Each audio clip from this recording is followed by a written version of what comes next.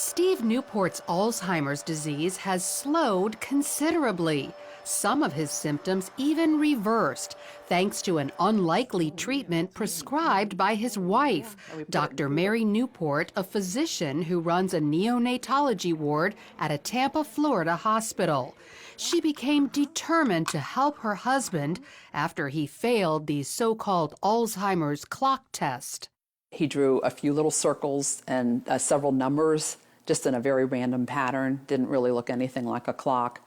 And the doctor pulled me aside and she said, you know, he's actually on the verge of severe Alzheimer's at this point. He's beyond moderate. So that was very, very devastating news. Dr. Newport began learning everything she could about her husband's disease.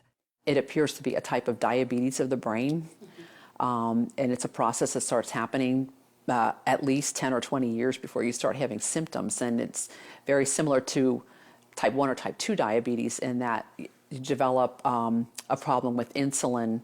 In this case, insulin problems prevent brain cells from accepting glucose, their primary fuel. Without it, the cells eventually die. But there is an alternative fuel, ketones, which the cells easily accept. Ketones are metabolized in the liver after you eat medium-chain triglycerides, which are found in coconut oil. So Dr. Newport added coconut oil to Steve's diet. Just 2 weeks later, he took the clock test again, and as you can see, demonstrated stunning improvement.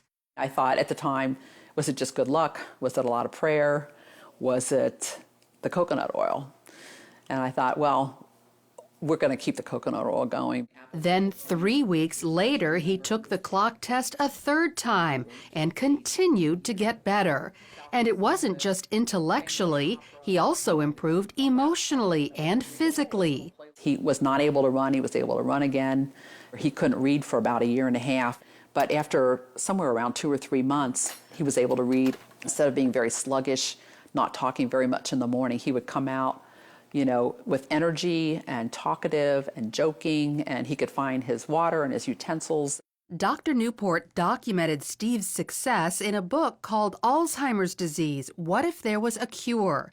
She received this stack of thank you letters from other people whose loved one's Alzheimer's was helped after they followed Steve's diet. And while coconut oil is encouraging, there's actually something much more powerful. A team of biochemists led by Professor Kieran Clark at England's Oxford University have developed a ketone ester that packs a punch 10 times greater than coconut oil. It reaches quite considerably higher levels, and you can get whatever levels you want depending on how much you drink. The problem is they need millions of dollars to mass produce it. Very expensive, and so we can't make very much of it ourselves. And what we would like is funding so that we could actually scale up and make it. But of course, there's no real profit in manufacturing stuff like that. So until a high-potency ketone ester is available to the general public, coconut oil is still a good ketone source. Just make sure it's pure, non-hydrogenated. Avoid any hydrogenated oil, which is the same thing as dangerous trans fat. Many people avoid coconut oil because they think it's bad for them, but it's actually very healthy. Dr. Beverly Teeter is a researcher at the University of Maryland who specializes in dietary fats. She says years ago, coconut oil was criticized for raising cholesterol, but scientists have since learned there are 2 kinds of cholesterol, LDL, the bad kind, and HDL, which is very good for you and is the kind coconut oil raises. So they put out the message that it increased serum cholesterol, but the truth of the matter was it was helping the profile of the serum cholesterol. That never has been corrected in the public press, and I think that's the reason people have misconceptions about it. So not only does coconut oil improve your cholesterol levels, Dr. Teeter says the way it helps the brains of some Alzheimer's patients can be extended to people with Parkinson's disease, ALS, epilepsy, dementia, even schizophrenia and autism. And one more thing, coconut oil is a natural antibiotic that also helps kill viruses like HIV and herpes viruses.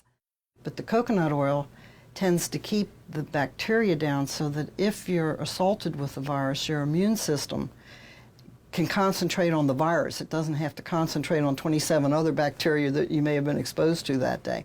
So consider coconut oil to improve your overall health and perhaps even go so far as to stave off life-threatening diseases. Oh, yeah, that's good. Lori Johnson, CBN News. Food a lot, too.